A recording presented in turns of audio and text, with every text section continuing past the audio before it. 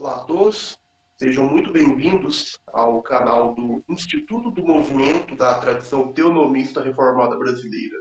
Iremos iniciar uma série de estudos profundos sobre os 10 mandamentos, fundamentais para a ética e a vida cristã. Pois muito bem, o preâmbulo dos 10 mandamentos não apenas apresenta a lei como um todo, mas também leva diretamente ao primeiro mandamento. Então, falou Deus todas estas palavras, dizendo: Eu sou o Senhor, teu Deus, que te tirei da terra do Egito, da casa da servidão.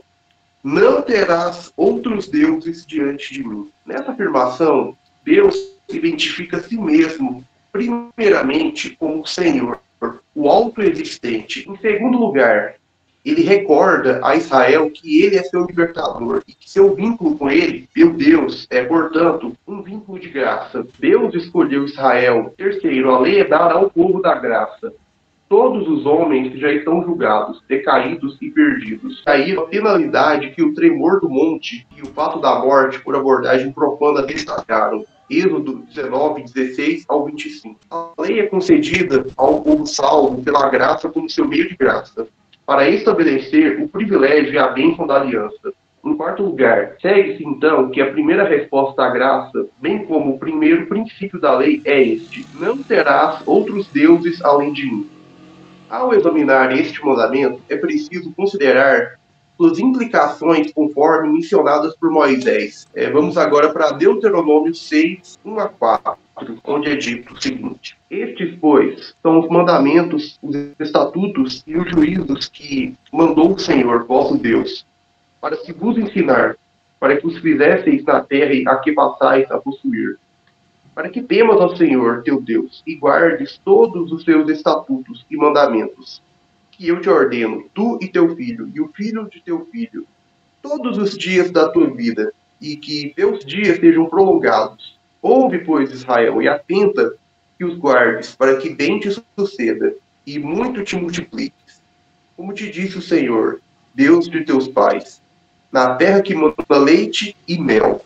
Esta passagem enfatiza a importância de obedecer aos mandamentos de Deus na terra prometida. A obediência à lei de Deus não é apenas um dever, mas uma resposta à graça e à salvação que Deus concedeu ao seu povo. A observância desses mandamentos é apresentada como o caminho para viver sob a bênção e proteção de Deus, em um relacionamento de aliança contínua e frutífera. Primeiro, o motivo para dar esses mandamentos é incutir o temor a Deus. E esse temor pode conduzir à obediência a Ele ou submissão à sua ordenança. Porque Deus é o soberano absoluto e legislador. O temor a Deus é a essência da sanidade e da racionalidade. Afastar-se do temor a Deus é perder qualquer noção de realidade. Em segundo lugar, a manutenção do temor a Deus traria prosperidade e o crescimento da nação prometida aos patriarcas desde o início. Gênesis 12, 1. Levítico 26, 9. Fecha aspas. Uma citação do comentário bíblico sobre o Antigo Testamento, volume 3, em Pentateuco, de K. E. David. Bem, é, portanto, essencial manter esse temor e obediência de geração em geração.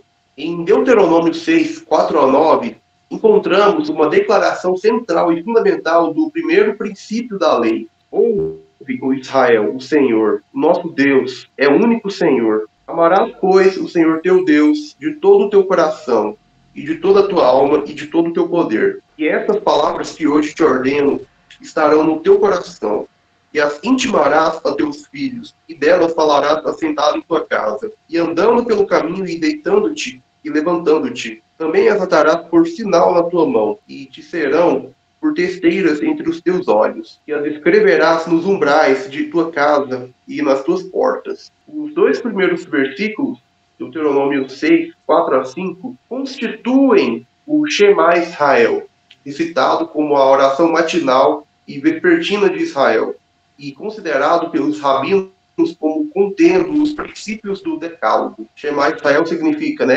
ouça Israel, ouça, ó Israel. Pois bem, a segunda parte do Shema, versículo 5, é repetida em Deuteronômio 10, 12 a 13. Agora, pois, ó Israel, que é o que o Senhor teu Deus pede de ti, senão que temas o Senhor teu Deus, e que andes em todos os seus caminhos e o ames, e sirvas ao Senhor teu Deus, com todo o teu coração e com toda a tua alma, para guardares os mandamentos do Senhor e os seus estatutos, que hoje te ordeno para o teu bem. Deuteronômio 6,5 é citado por Cristo como o primeiro e grande mandamento. Mateus 22, 37. Marcos 12, 30. Lucas 10, 27. Ou seja, como o princípio essencial e fundamental da lei. No entanto, a premissa deste mandamento é Deuteronômio 6,4. Ouve, Israel, o Senhor, nosso Deus, é o único Senhor. A afirmação cristã disso é a declaração: adoramos um Deus em trindade e a trindade em unidade. É a fé na unidade da divindade em oposição à crença em, abre aspas, muitos deuses e muitos senhores. Citação de C.H. Waller,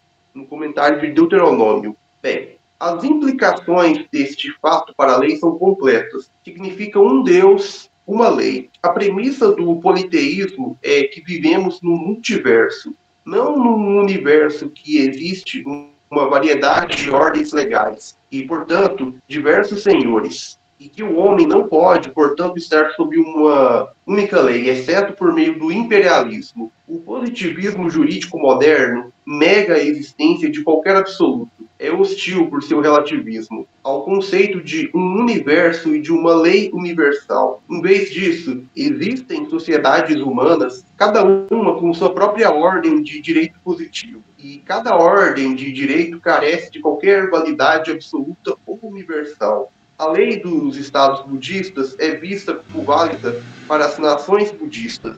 A lei do Islã para os estados muçulmanos e as leis do pragmatismo para os estados humanistas modernos, ocidentais, e as leis das escrituras para os estados cristãos. Mas nenhum, afirma-se, tem o direito de reivindicar que sua lei representa a verdade em qualquer sentido absoluto. Isso, naturalmente, contraria a declaração bíblica de que a ordem de Deus é absoluta e absolutamente vinculativa para todos os homens e nações. Bem, o primeiro mandamento proíbe todo culto a um Deus que não seja o Senhor, como também qualquer religião e cosmovisão não cristã ou padrão de pensamento que não esteja de acordo com a Sagrada Escritura. Toda religião, cosmovisão, filosofia ou padrão de pensamento é formado por uma epistemologia metafísica e ética.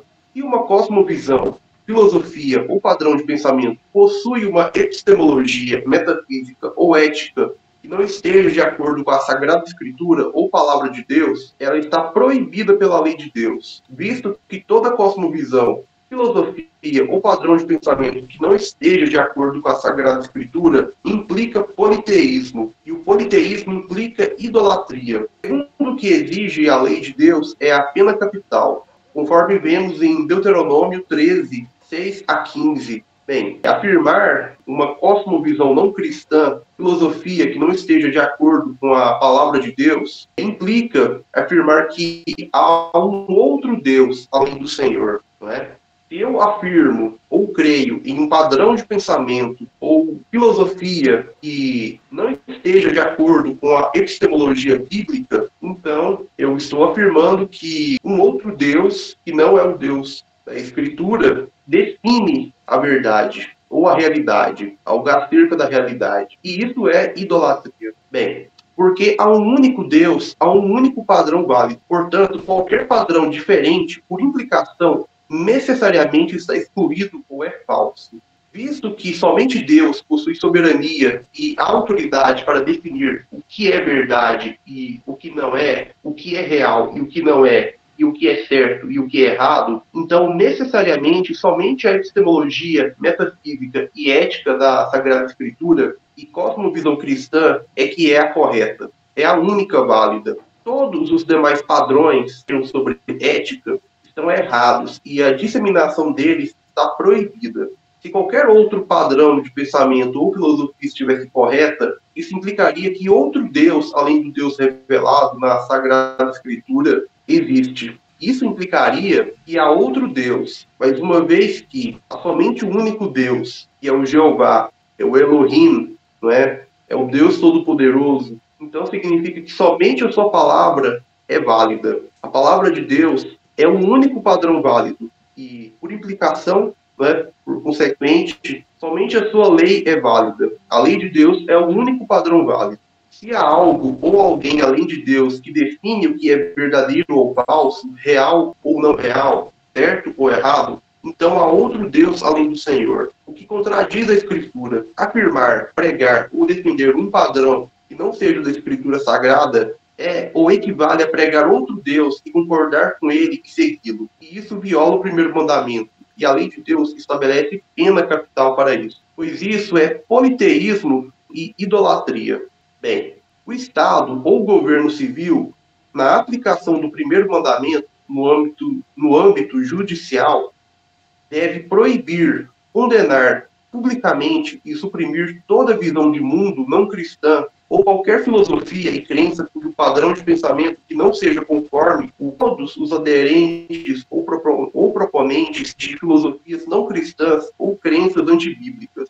O magistrado civil deve punir com pena capital a disseminação de qualquer heresia ou falsa doutrina. Como muito bem disse João Calvino em sua obra, abre aspas, quem sustenta que é errado punir hereges e blasfemadores, pois nos tornamos cúmplices de seus crimes. Não se trata aqui da autoridade do homem, é Deus que fala. Portanto, e se ele exigir de nós algo de tão extrema gravidade, para que mostremos que lhe pagamos a honra devida, estabelecendo o seu serviço acima de toda consideração humana, que não poupamos parentes nem de qualquer sangue, e esquecemos toda a humanidade quando o assunto é o combate pela sua glória. Fecha aspas. Se somente a palavra de Deus é o único padrão válido, então somente a sua lei é o padrão ético válido. Qualquer padrão que não esteja em conformidade é, por definição, inválido e ilegítimo.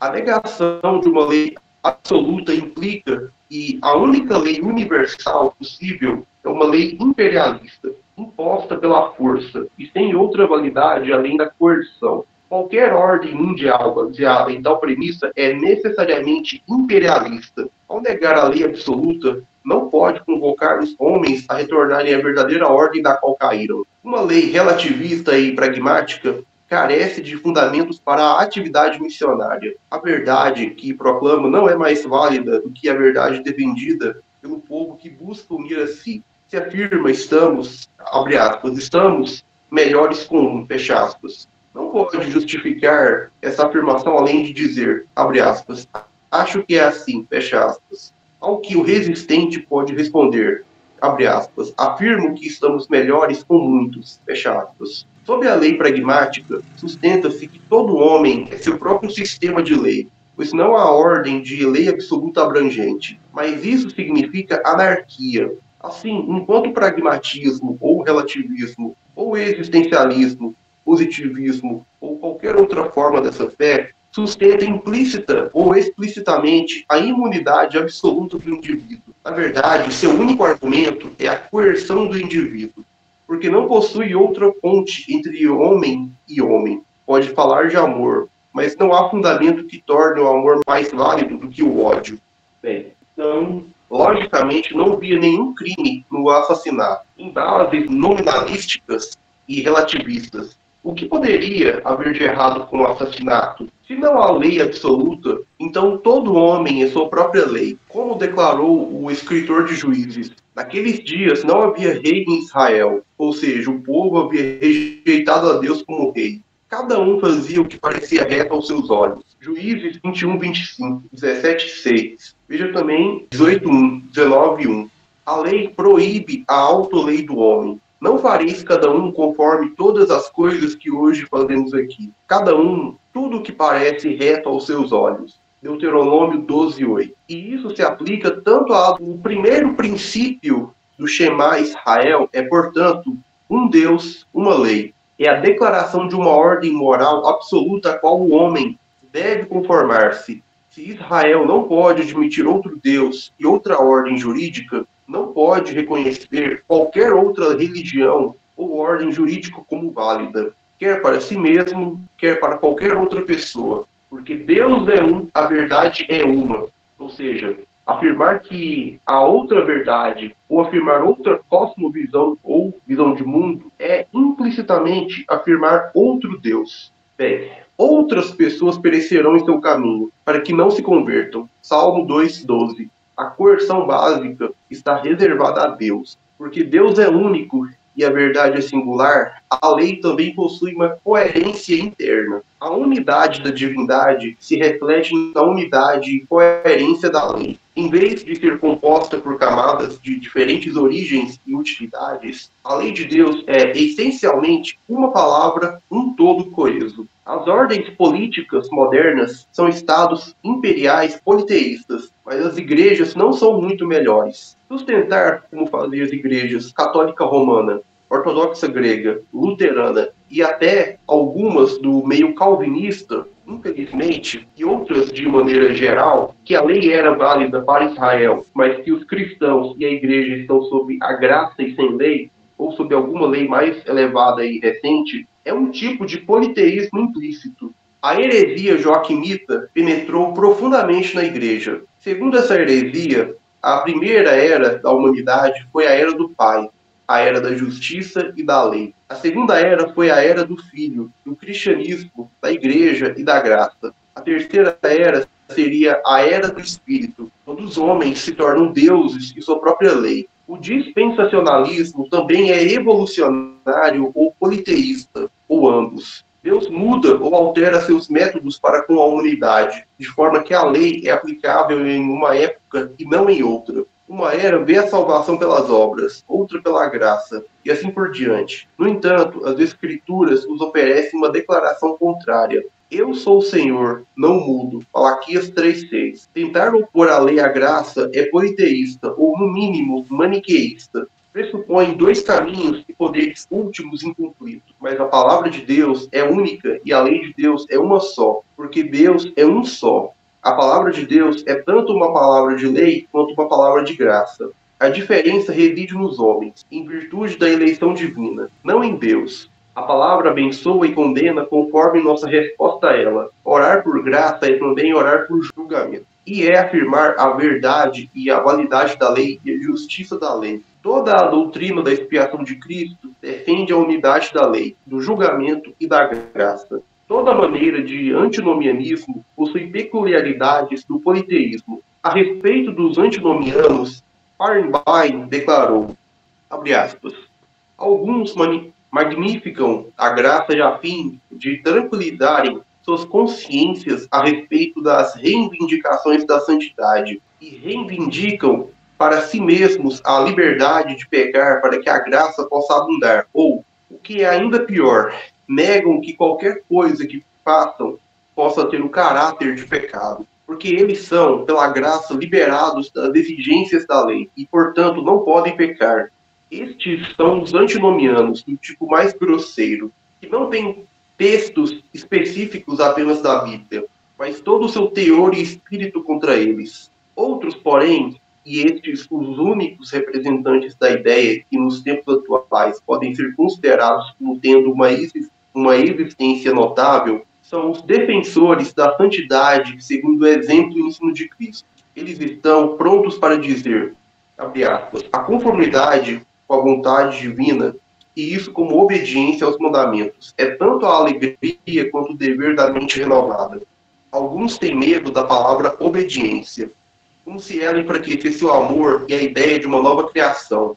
As Escrituras não são. A obediência e o cumprimento dos mandamentos de quem amamos é a prova desse amor e o deleite da nova criatura. Se eu fizesse tudo certo e não fizesse isso em obediência, não faria nada certo, porque meu verdadeiro relacionamento e referência de coração para com Deus seriam deixados de lado.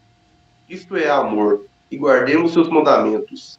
Fecha aspas. Darby Montelau, páginas 3 e 4. Bem, até agora, excelente, mas então esses mandamentos não são encontrados na revelação da lei, distintamente assim chamada. A lei, afirma-se, tinha caráter e objetivo específicos, dos quais não pode ser dissociada, e que a torna para sempre ministra do mal. Abre aspas, é um princípio de lidar com os homens que necessariamente os destrói e condena. É assim, continua o escritor, que o Espírito de Deus usa a lei em contraste com Cristo, e nunca no ensino cristão coloca os homens sob ela. Nem as escrituras jamais pensam em dizer, você não está sob a lei de uma maneira, mas está de outra. Você não defende a justificação, mas defende uma regra de vida. Declara, você não está debaixo da lei, mas debaixo da graça. Se você está sob a lei, você está condenado e sob uma maldição. Como é obrigatório aquilo que um homem não está sujeito, do qual ele é libertado? Fecha aspas. Página 4. O antinomismo desta descrição, distinguindo entre os ensinamentos ou mandamentos de Cristo e os mandamentos da lei, que não é claramente o antinomismo parcial. Na verdade, não difere essencialmente do neonomismo anterior, é repudiada, embora seja recebida como incorporando os princípios da moralidade cristã e associada à vida e ao poder do Espírito. Fecha aspas. Uma associação evangelística, com todas as aspas, dedicada ao trabalho universitário, ensinou que, abre aspas, a lei foi dada por Satanás, fecha aspas, conforme relatado pela filha deste autor, em um curso ministrado no campus por um líder deste movimento. Tal posição só pode ser classificada como blasfêmia, um ataque a Deus. Um exemplo desse antinomianismo presente em alguns círculos luteranos não oficiais pode ser encontrado em um manual da escola dominical.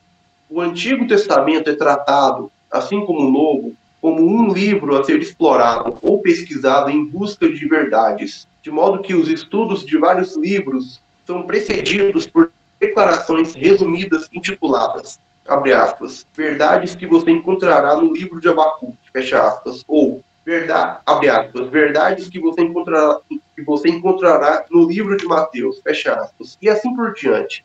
Devemos presumir que o restante de cada livro é mentira? Na introdução ao Novo Testamento, somos informados, abre aspas, o Novo Testamento é a apresentação da vida sob a graça, que difere da vida sob a lei, fecha aspas. No entanto, o Antigo Testamento também apresenta a vida sob a graça, e tanto o Antigo quanto o Novo Testamento apresentam a vida sob a graça como uma vida sob a lei, nunca como ilegalidade. A alternativa à lei não é a graça, é a ilegalidade. A graça e a eleição operam nos termos da lei e sob a lei. A reprovação é contra a lei e contra a graça. É o objetivo dos clérigos transformar as igrejas em escolas de reprovação? Bem, tal entendimento equivocado subverte a unidade essencial da mensagem bíblica. A separação drástica entre lei e graça ignora a continuidade do plano divino de redenção, que integra a lei como expressão da vontade de Deus e a graça como meio pelo qual os crentes podem cumprir essa vontade. Distinções artificiais entre o Antigo e o Novo Testamento minam a coerência interna da fé cristã, promovendo uma visão fragmentada e distorcida da relação entre Deus e a humanidade. Tudo isso ilustra um segundo princípio do Shema Israel. Um Deus absoluto e imutável implica uma lei absoluta e imutável. As aplicações sociais e as interpretações da justiça divina pelos homens podem se alterar, variar e vacilar, mas a lei absoluta permanece constante. Afirmar que a lei é para Israel e não para os cristãos não é apenas rejeitar a lei, mas também renegar o Deus da lei. Visto que existe apenas um Deus verdadeiro, e sua lei é a expressão de sua natureza e justiça imutáveis, então, abandonar a lei bíblica em favor de outro sistema jurídico é trocar de deuses. O colapso moral da cristandade é um resultado desse processo atual de troca de deuses. O bartianismo, ao afirmar a liberdade de Deus para mudar, implicando a evolução de um Deus imperfeito, está promovendo o politeísmo. O politeísmo afirma a existência de muitos deuses e muitas maneiras ou caminhos de salvação. Não é surpreendente que Calbart seja, pelo menos implicitamente, universalista. Para Barth, todos os homens podem ser ou serão salvos, porque não há uma lei absoluta e imutável que julgue todos os homens. Em uma visão de mundo politeísta, todos os homens podem encontrar um de vários caminhos para a salvação. E, de fato, é a de salvação que necessitam. Para Barth, a salvação deve ser vista de forma mais realista como uma autorrealização. É a gnose da eleição. A compreensão de que todos os homens são eleitos em Cristo, isto é, livres de um Deus absoluto e de um decreto e lei absolutos. Um terceiro princípio do Shema Israel é que um Deus e uma lei exigem uma obediência total, imutável e incondicional. Amarás, pois, o Senhor teu Deus de todo o teu coração, e de toda a tua alma, e de todo o teu poder. O Talmud traduz forças ou poder como dinheiro. O significado é que o homem deve obedecer a Deus completamente, em todas as circunstâncias, com todo o seu ser. Visto que o homem é inteiramente criação de Deus, de o seu ser que não seja obra de Deus e, portanto, sujeito à lei total de Deus, não existe uma área da vida do ser humano que possa ser mantida em reserva de Deus e de sua lei. Portanto, como declara Deuteronômio 6,6, e estas palavras que hoje te ordeno estarão no teu coração. Um escrito de Martinho Lutero a respeito desse verso é relevante, porque possuía as sementes do antinomianismo que posteriormente iriam se enraizar profundamente no luteranismo. Abre aspas.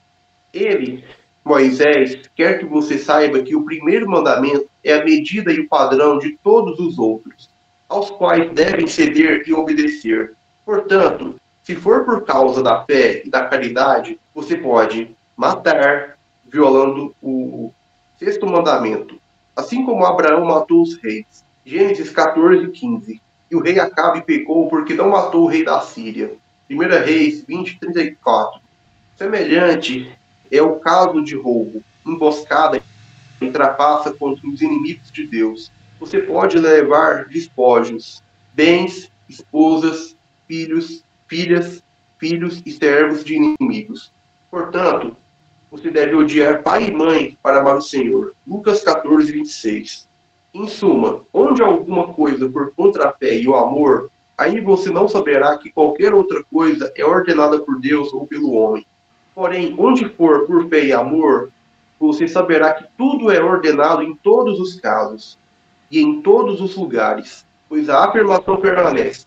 Abre aspas. Estas palavras estarão em vosso coração. Fecha aspas.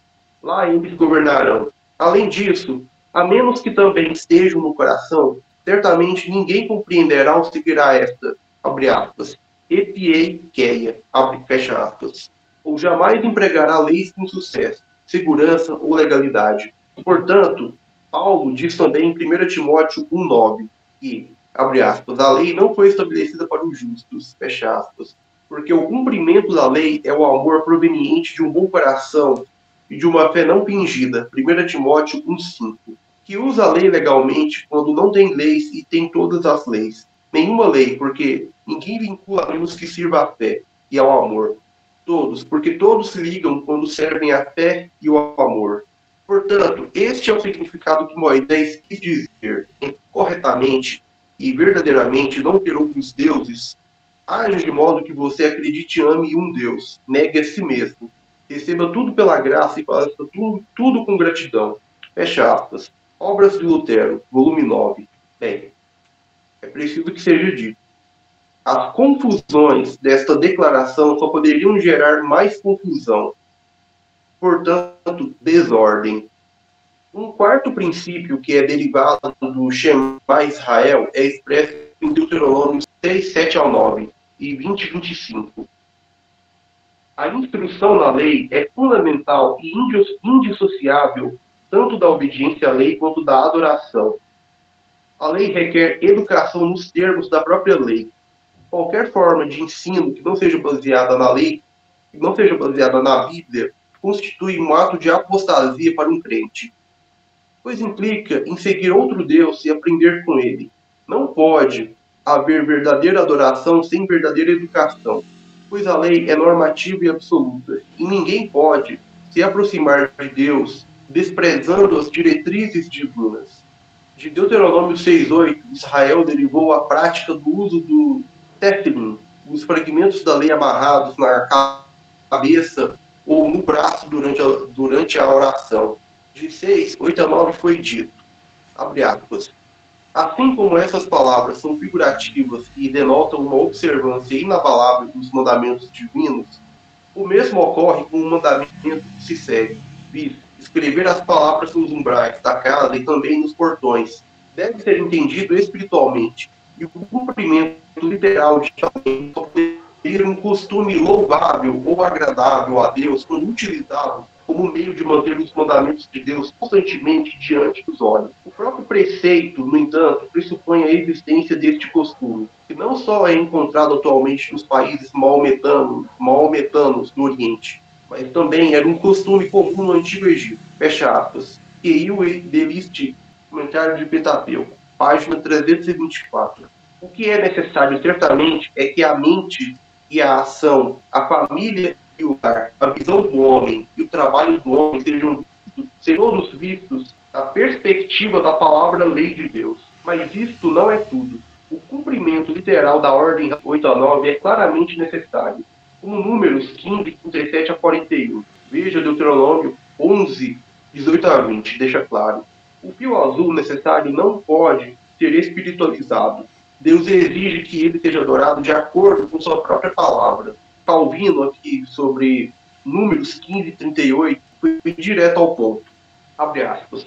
E, antes de tudo, ao contrastar os corações e olhos dos homens com sua lei, ele mostra que desejaria que seu povo se contentasse com aquela regra que ele prescreve, sem a mistura de qualquer de suas próprias imaginações. E, novamente, ele denuncia a vaidade de tudo que os homens inventam para si mesmos, e por mais agradável que qualquer esquema humano, e isto é ainda mais claramente expresso na última palavra, quando ele diz que os homens se prostituem sempre que são governados pelos seus próprios conselhos. Esta declaração merece nossa observação especial, pois embora tenham muita autossatisfação, aqueles que adoram a Deus de acordo com sua própria vontade, e embora considerem seu zelo muito bom e muito correto, eles não fazem outra coisa senão poluir-se pelo adultério espiritual. Pois o que o mundo considera a devoção mais sagrada, Deus, com sua própria boca, declara ser fornicação. Pela palavra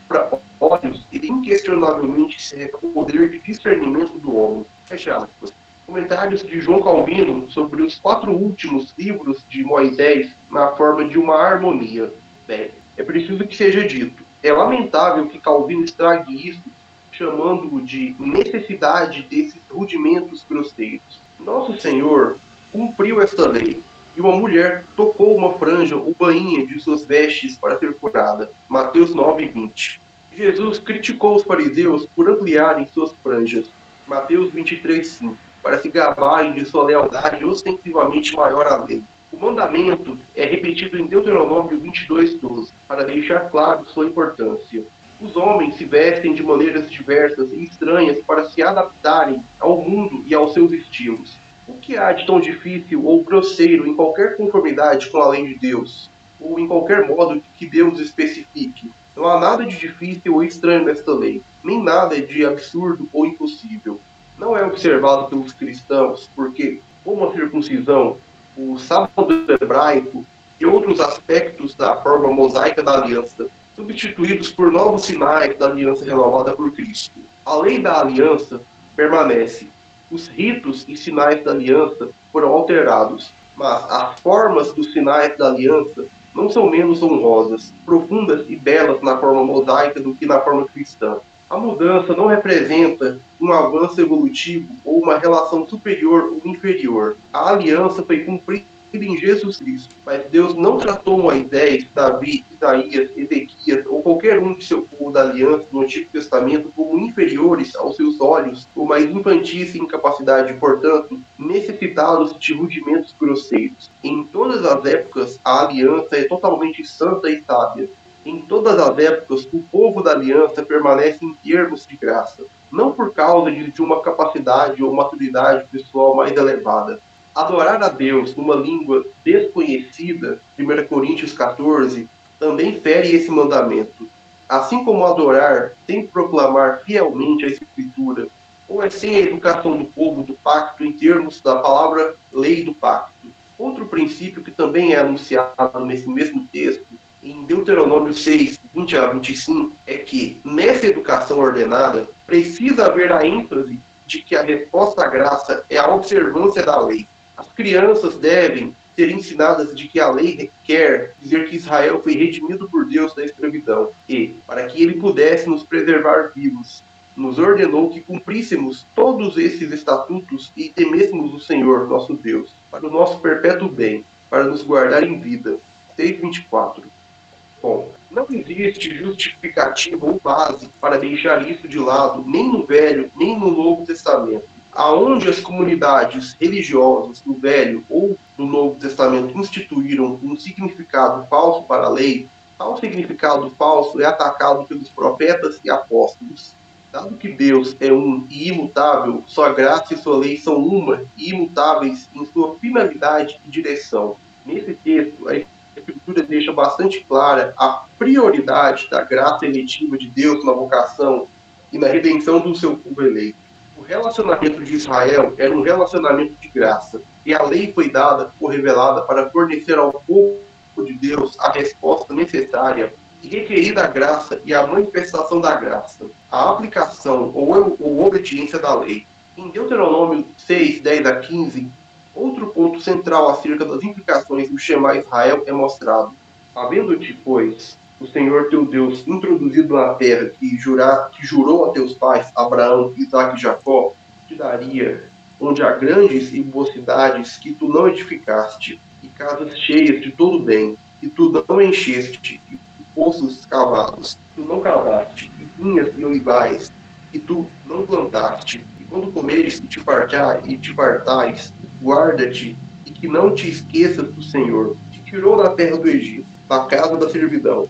O Senhor teu Deus temerás, e a ele servirás, e pelo seu nome jurarás. Não seguireis outros deuses, e os deuses dos povos que houver à roda de vós, porque o Senhor teu Deus é um Deus zeloso no meio de ti, para que a ira do Senhor teu Deus não acenda contra ti e te destrua de sobre a face da terra. Bem, o sexto princípio é o ciúme do Senhor. Isso é algo de suma importância. O povo eleito de Deus é avisado por ele por ocupar e ter uma terra rica que não desenvolveu, para não se esquecer de Deus, por quem ele foi libertado e prosperou. Vendo a riqueza oriunda de uma cultura contra Deus e sua ordem legal, o povo do pacto seria tentado a ver outras formas para ter sucesso e prosperidade além de Deus. A tentação seria ir atrás de deuses falsos e estranhos, os deuses dos povos ao redor. Isso é crer que há, além da ordem de Deus, outra ordem legal. É não se lembrar que o sucesso e a destruição dos cananeus foram igualmente obra de Deus. É provocar o ciúme e a ira de Deus. A associação do ciúme à lei e a invocação do ciúme por Deus na promulgação da sua lei feitas repetidamente é de suma importância para o entendimento da lei. A lei de Deus não é uma força impessoal ou cega. É a lei do Criador pessoal e absoluto, que atua no contexto do seu amor e ódio, da sua graça para com o seu povo, da sua ira para com os seus inimigos. O Senhor Todo-Poderoso, com sua graça e paciência, não aplica sua ira até determinado momento, ou então ele faz seus inimigos perecerem numa inundação de juízo. Naum 1:8. Dentro de uma perspectiva não cristã ou humanista e impersonalista, tanto a misericórdia de Deus para com a Assíria, Jonas 3, 1 a 4:3, quanto o juízo contra a Assíria, Naum 1, 1 a 3:19, são ou parecem desproporcionais, pois uma lei ou padrão de justiça e ética impessoal é também uma lei externa. Vê e sabe apenas os atos, não o coração envolvente. O homem, ao aplicar a lei de Deus, precisa julgar os atos do homem. Mas Deus, sendo absoluto, incluindo em seu conhecimento, conhece e julga totalmente o homem. O ciúme de Deus é, portanto, garantia certa da infalibilidade do tribunal e julgamento de Deus. O mal, que com facilidade pode escapar dos tribunais do magistrado civil ou Estado, não tem qualquer chance de escapar do julgamento de Deus, que tanto no tempo quanto além do tempo é exercido nos termos das ordenanças da sua lei. O ciúme de Deus é a garantia da justiça ou aplicação perfeita da lei. Uma justiça impessoal, num mundo de pessoas, quer dizer que o mal, sendo pessoal, pode escapar do conjunto da lei e reger ou predominar tendo sucesso e prosperando. O zelo de Deus o faz impedir o sucesso de Canaã, de um Israel rebelde ou uma igreja apóstata. Sem um Deus zeloso e pessoal, não é possível que haja qualquer justiça.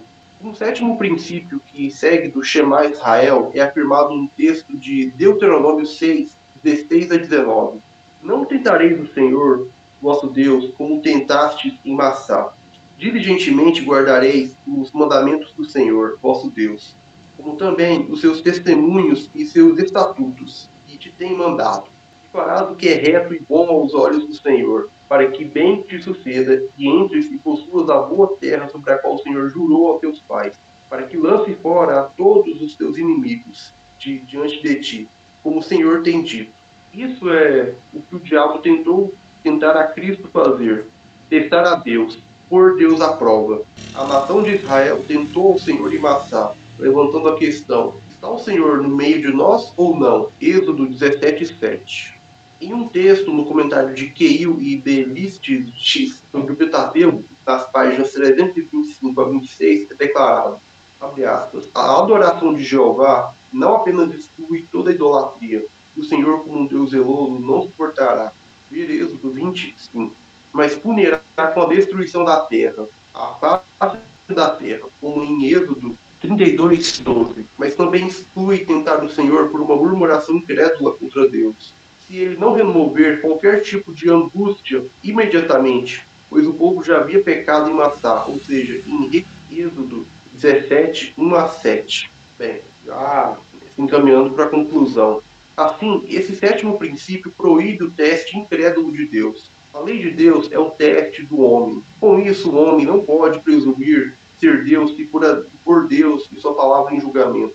Tal ato é grande arrogância e blasfêmia. É o oposto da obediência, porque é a desobediência da lei. Portanto, é contrastado com uma observância diligente ou cumprimento à risca da lei. Tal obediência é a condição da bênção, é o caminho da conquista e da posse, dentro dos termos dos quais o povo eleito de Deus e do pacto entra na sua herança. Bem, chegamos ao final do nosso estudo sobre o primeiro mandamento. Espero que este conteúdo tenha iluminado o entendimento de vocês sobre a importância de reconhecer exclusivamente a Deus como o único Deus verdadeiro e, dessa forma, também reconhecer a sua palavra como o único padrão verdadeiro ou válido e, portanto, a sua lei como o único padrão ético válido. Não se esqueçam de se inscrever no canal, curtir esse vídeo e compartilhar com seus amigos e familiares para que mais pessoas possam ser alcançadas e edificadas pela Escritura. Peço que fiquem atentos aos próximos vídeos, onde continuaremos nossa série sobre os 10 mandamentos. É isso, fiquem todos com Deus e até o nosso próximo encontro.